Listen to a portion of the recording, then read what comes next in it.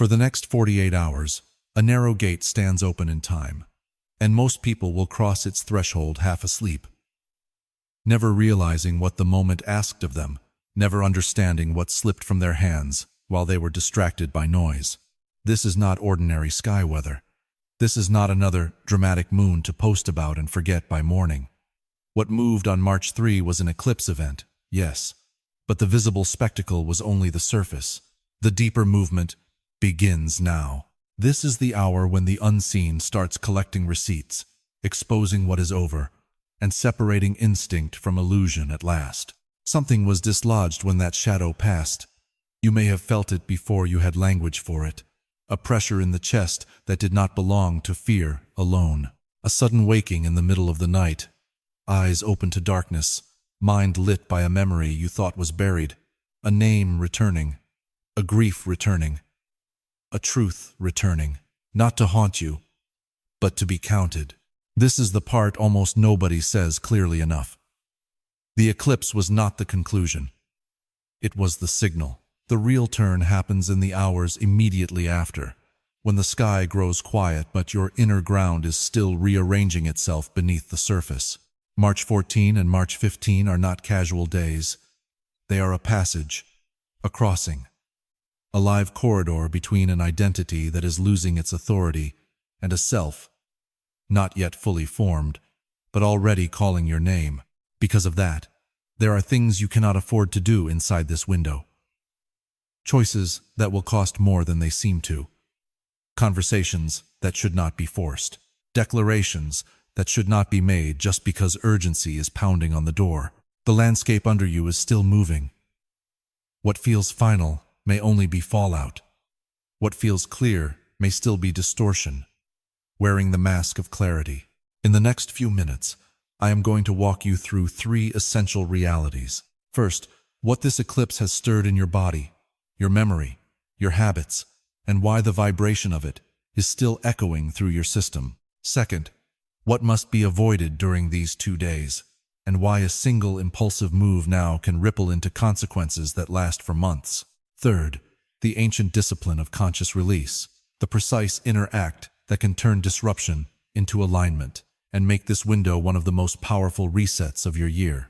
So if you have had the unmistakable feeling that something is ending, yet cannot name its shape, stay with me.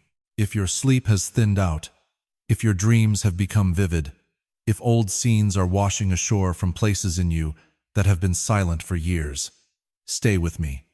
This message is not casual. It is not decorative. It is a briefing. The window is already open, and whether you step through it awake or unaware will change what follows. In the dark hours of March 3, while cities slept under their own electric illusions, a deeper order moved above them. The earth entered the line between the sun and the moon, and held that position long enough to mark the sky with consequence. For 58 minutes, the lunar face was taken out of ordinary light and drawn into the innermost chamber of shadow. Not brushed, not dimmed, taken, absorbed. The moon did not merely fade, it crossed into a threshold where reflection could no longer protect it. And when it reappeared, it carried the color of forged metal and old memory, as if the heavens had dragged something ancient to the surface and made it visible for those willing to look without flinching.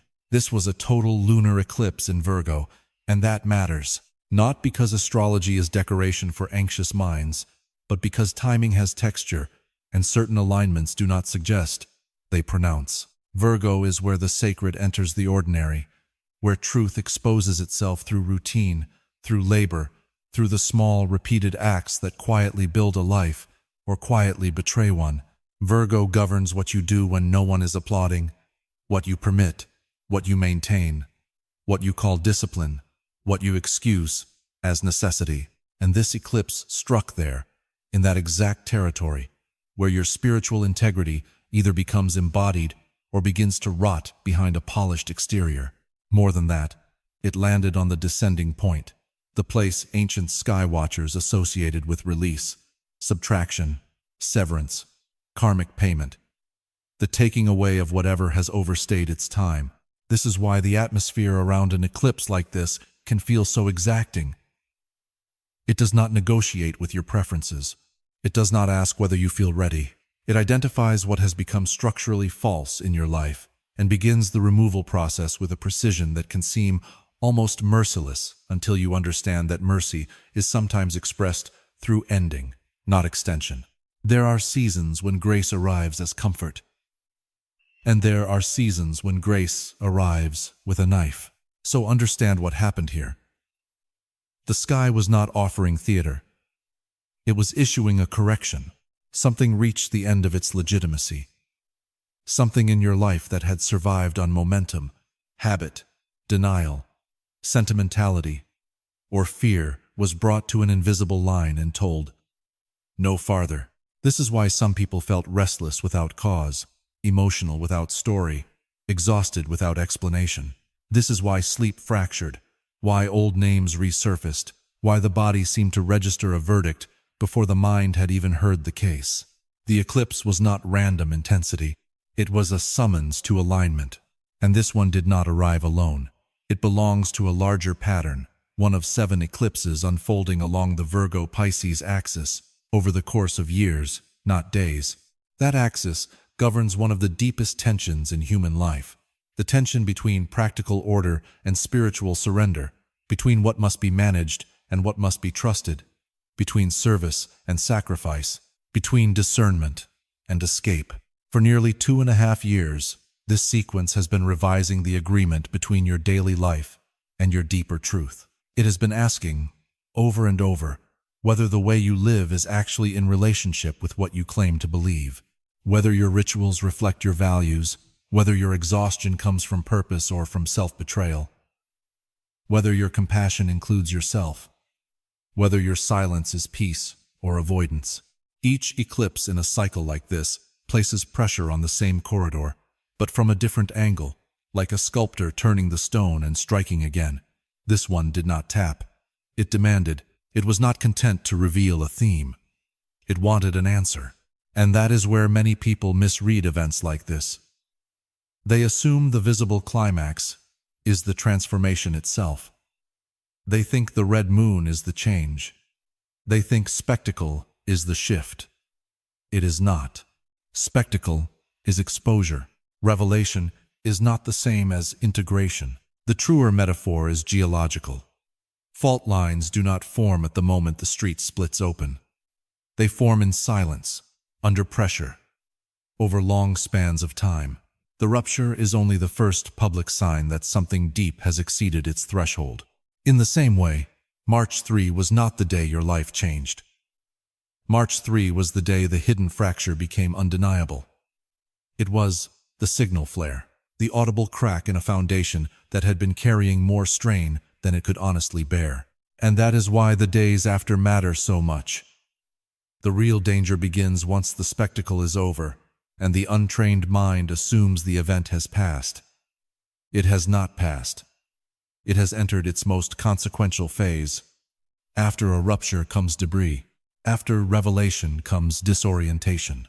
After exposure comes the human temptation to act too quickly, label too soon, fix what should be witnessed, revive what has already ended, or mistake adrenaline for clarity.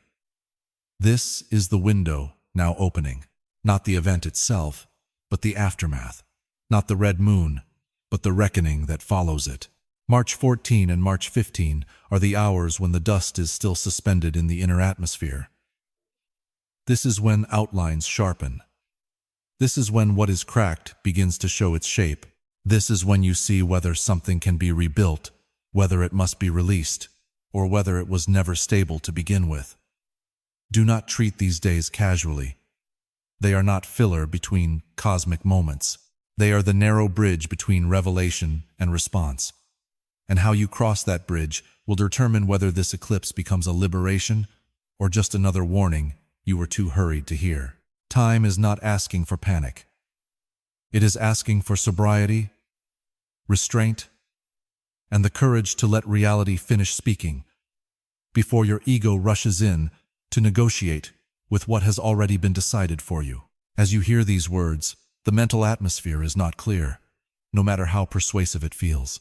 Mercury, ruler of thought, language, judgment, paperwork, timing, and interpretation, is moving in retrograde through Pisces, the sign most associated with dissolution, projection, memory, longing, and blurred edges. Mars, the force that governs drive, reaction, momentum, and the instinct to push forward, entered Pisces the day before the eclipse. Sit with that for a second. The mind and the will, the system that decides and the system that acts, are both moving through water at the same time. Not clean water, deep water, symbolic water, water with silt in it, water that distorts distance, direction, and depth.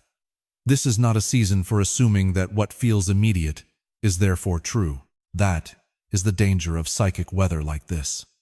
Confusion rarely introduces itself as confusion. It arrives dressed as softness, as mercy, as intuition, as urgency, as the seductive feeling that you finally understand exactly what has to happen next. But fog never says, "I am fog." It simply lowers visibility and lets the ego mistake reduced vision for revelation. That is why these 48 hours carry so much risk. The eclipse shook loose material from beneath the surface, and now every instinct in you wants to do something with it, to define it, to solve it, to chase it, to cut it off, to reclaim control before the ground finishes moving. That impulse can feel powerful. It can even feel holy. But it is neither power nor wisdom. It is aftershock wearing the costume of certainty. So hear this without diluting it. In this window, there are decisions you should not make. There are doors you should not slam. There are doors you should not open. There are names you should not text, contracts you should not sign, vows you should not swear just because the emotional volume in the room has gone up. Not every strong feeling is instruction. Not every surge is guidance. Sometimes it is just debris still falling through the inner architecture. First, do not end a relationship in these 2 days. And do not begin one either. The relational field is unstable. The emotional body is carrying residue from the eclipse, and residue has a way of making temporary intensity look eternal. You may feel pulled toward someone with unusual force. You may feel finished with someone in a way that seems absolute. Do not trust the first wave. The moon has moved into Libra, and normally Libra seeks equilibrium, proportion, fairness, the clean geometry of mutual recognition. But after a rupture like this, Libra behaves less like a peacemaker and more like a mirror held under flickering light. And a mirror under unstable light can make longing look like destiny and anger look like truth. If one face keeps surfacing in your mind, do not act on it yet. Write the name down. Fold the page. Put it away. Give the image time to separate itself from the charge around it. Second, do not sign anything binding. No new agreements. No major lease. No polished opportunity accepted simply because it appears to arrive at the perfect time. Mercury retrograde in Pisces does not always create obvious mistakes. More often, it dissolves edges. It weakens the border between what is stated and what is implied, between what is promised and what is enforceable, between what you think you saw and what was actually there. The danger is not usually dramatic at first. It is subtle. It is the clause you skim, the assumption you never questioned, the missing piece that only becomes visible later when the emotional weather has cleared and the practical consequences have already locked into place. Right now, what looks like access may be illusion painted to resemble invitation. Wait until the room is fully lit. Third, do not make a permanent decision about your career, your calling, or the structure of your daily work while this corridor is still active. The eclipse struck Virgo territory, and Virgo rules labor, routine, function, discipline, service, craft, and the hidden spiritual meaning embedded in the habits that shape a life. So yes, if you are restless in your job, that restlessness is real. If you feel estranged from your current role, that signal matters. If something about the way you have been working feels spiritually expired, pay attention. But attention is not the same thing as immediate action.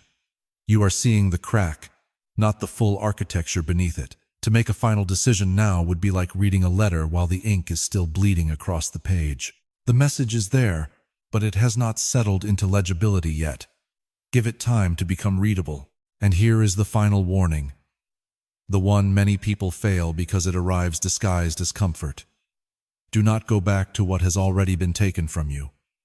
Do not revive the habit that collapsed. Do not rebuild the identity that just split open. Do not chase the version of you that was already losing life before the eclipse exposed it. South Node moments are not random acts of subtraction. They are precise removals. They clear what has completed its function, what has lost integrity, what has become dead weight, even if your emotions still know it by name. And yes, the temptation to restore it will be intense. Memory will become selective. You will recall the familiarity and edit out the price. You will remember how safe it felt and forget how much of your spirit it cost to maintain. But removal is not cruelty. It is accuracy. What is leaving was already over. The eclipse did not kill it. It revealed that you were still carrying its bones. This is why restraint matters now. Not because nothing is happening, but because much is happening beneath appearance. Let the water clear. Let the echo fade. Let reality finish speaking before you answer with your life. Now let me take you beneath the surface, because the real event did not stop in the sky. It entered the body. It moved through the bloodstream, through the breath, through the hidden circuitry of instinct long before the rational mind knew how to explain what it was feeling. Your body recognized this threshold before your thoughts could translate it. That is why so many people have been trying to think their way through something that was never arriving as a thought in the first place. It arrived as weight, as interruption, as sensation. Around an eclipse like this, especially one tied to release, the body often begins what older healing traditions described as the loosening of buried roots. Not poetic roots. Survival roots. Attachments the system built years ago to keep you functional, defended, compliant, protected, or numb. When the field shifts, those roots do not disappear gracefully. They tug, they ache, they send static through the places where memory and muscle have been keeping score in silence. That is why the body can feel unsettled, even when nothing visible has happened yet. It is registering movement at the level where old patterns are stored before they become words, choices, or stories. Maybe you felt it as pressure in the chest, not sharp enough to call pain, but heavy enough to make you stop and put a hand there. Maybe the jaw tightened toward evening as if the body had been holding back a sentence all day. Maybe the low back started speaking in that dull way it does when you are carrying too much for too long and pretending you are fine. Maybe sleep became thin, and you found yourself awake in the dark with no clear reason, as though some inner watchman had been ordered to remain on duty. None of this feels random when you understand that the body is often the first witness and the last to be believed. And no, this is not just metaphor. The body is not an abstract symbol floating around your spiritual life. It is the instrument through which every shift is received. Rhythm changes you. Light changes you. Stress changes you. Grief changes you. The nervous system is always reading the environment. That is why a moment in the sky can correspond to a moment in the flesh. Not because the body is fragile, but because it is responsive. It is built to register pressure, pattern, interruption, and transition with extraordinary intelligence. During a total eclipse, ordinary reference points are disturbed. The field goes strange. The body, which depends on rhythm more than opinion, notices. Sleep cycles can become irregular. Dreams can intensify. Emotions you thought were archived can suddenly become immediate again. A face from years ago can move through your mind with the force of a present event. A grief you believed was resolved can come back not as drama, but as unfinished weight. This is not regression. It is exposure. Something sealed is being brought into contact with air. And when that happens, the body can start speaking in its native language, sensation before explanation. Tight throat, restless limbs, uneven appetite, sudden fatigue, a fullness behind the ribs, an urge to cry without a story, an urge to tell the truth. The modern mind wants a clean cause for every feeling, a chart, a label, a sequence it can master. But there are moments when the body is not malfunctioning. It is reporting. It is telling you that an old arrangement inside you is losing power. It is telling you that a chapter may have ended before your personality agreed to read the final page. This is why waking between 2 and 4 in the morning can feel so charged during a threshold like this. The city is quiet. The defenses are low. The social self is offline. And in that hour, what has been pushed beneath the day can rise without competition. You open your eyes, stare into the dark, and know something without being able to prove it. Know that something is over. Know that something false has lost its grip. Know that you cannot return to a former version of yourself without paying a price your soul is no longer willing to pay. That kind of knowing does not arrive through argument. It arrives whole. Do not dismiss that. That wordless knowing is more valuable than any rushed decision you could make, more valuable than any conversation you are tempted to force, more valuable than any conclusion you want to draw just to relieve uncertainty. Because this knowing is not being generated by panic, it is emerging from a deeper layer of intelligence, one that existed before you were trained to second-guess yourself, before performance replaced presence, before fear learned how to dress itself up as logic. There is an older self beneath the overthinking, beneath the social conditioning, beneath the polished explanations. That self is not loud, but it is exact. It does not speak in speeches. It speaks in recognition, in a pause, in a breath that catches. The body is often where that ancient intelligence breaks through first. It says, "Enough," before the mind is ready to admit it. It withdraws energy from what is ending. It creates discomfort around what no longer fits. It interrupts sleep to make sure you hear what daytime noise would drown out. So, if your body has been strange, listen with respect, not with fear, not with melodrama, with respect. Something in you is recalibrating. Something older than your current identity is stepping forward and quietly taking inventory of what must go. The chest, the jaw, the spine, the sleep, the ache, the dream, the sudden memory, the uninvited truth rising in the middle of the night. These may be signals that your system is already releasing what your mind still wants to negotiate with. Let the body tell the truth first. Your thoughts can catch up later, before the next chapter fully arrives. But this eclipse was never only about subtraction. It was also about exposure. It did not merely loosen what has reached its end. It illuminated what has been living in shadow because you kept the lights low and called that peace. This is why March 14 and March 15 are not volatile. They are severe and precise. They turn aftermath into revelation. They take what was buried under habit, performance, spiritual language, and delay, and bring it to the surface where you can no longer pretend you do not see it now. This is the deeper gift of a Virgo eclipse. It does not shake the branches and make loose leaves fall. It sends light downward, into the part of your life that feeds the visible pattern, into the hidden logic beneath your choices, into the place where your repeated excuses and your private truths have been negotiating with each other for years.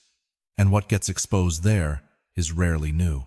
It is usually something old, something known, something that has been knocking from inside the walls for a long time.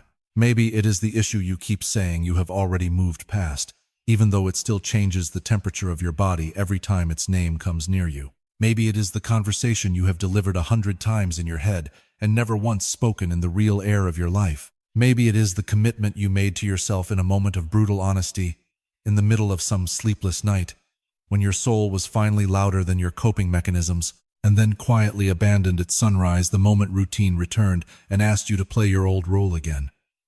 That is what this light finds.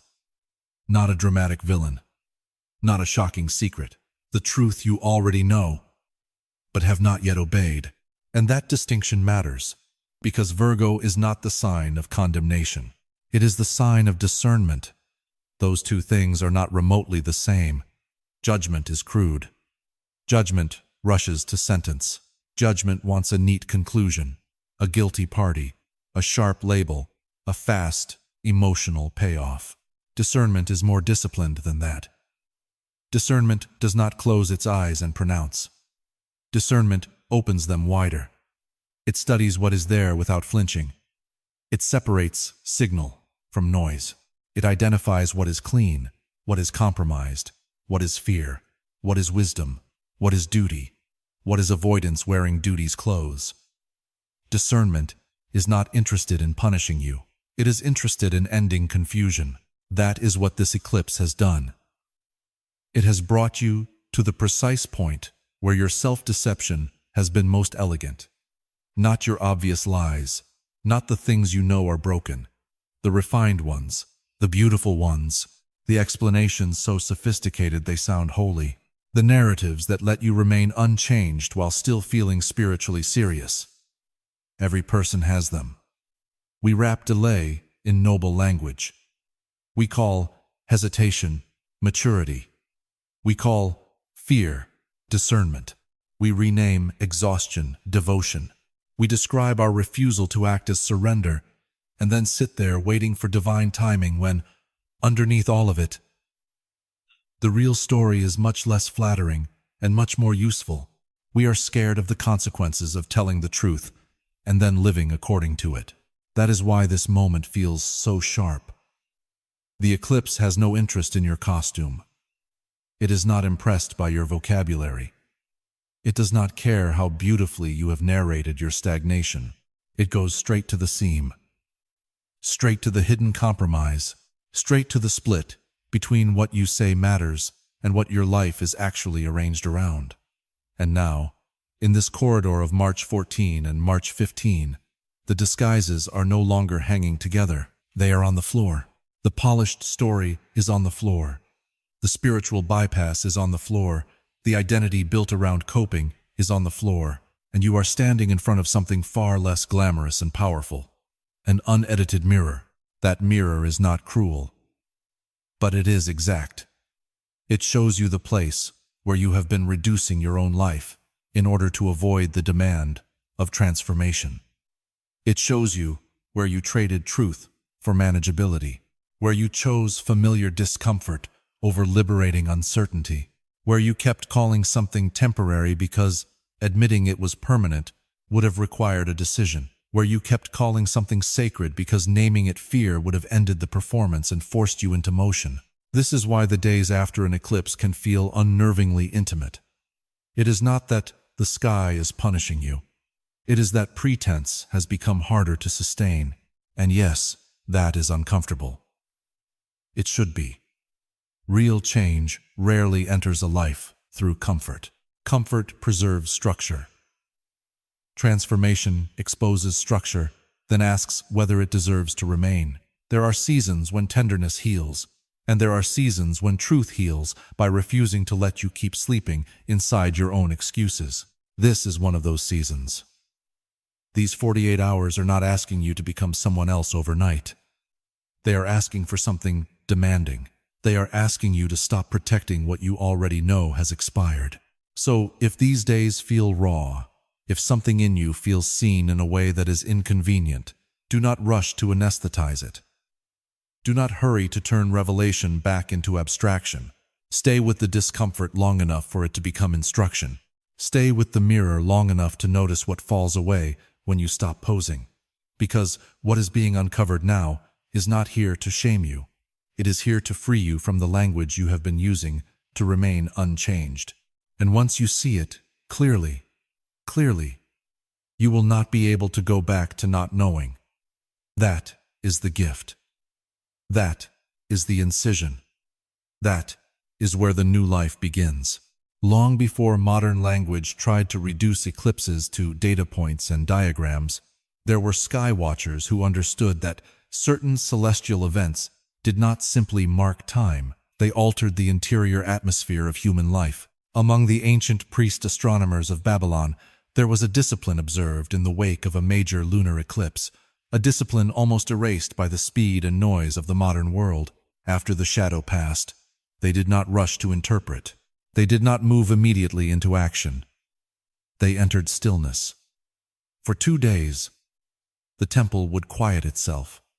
No public rulings, no major alliances, no ceremonial unions, no impulsive declarations dressed up as wisdom, not because they were primitive, not because they were frightened of the sky, because they knew something most people have forgotten.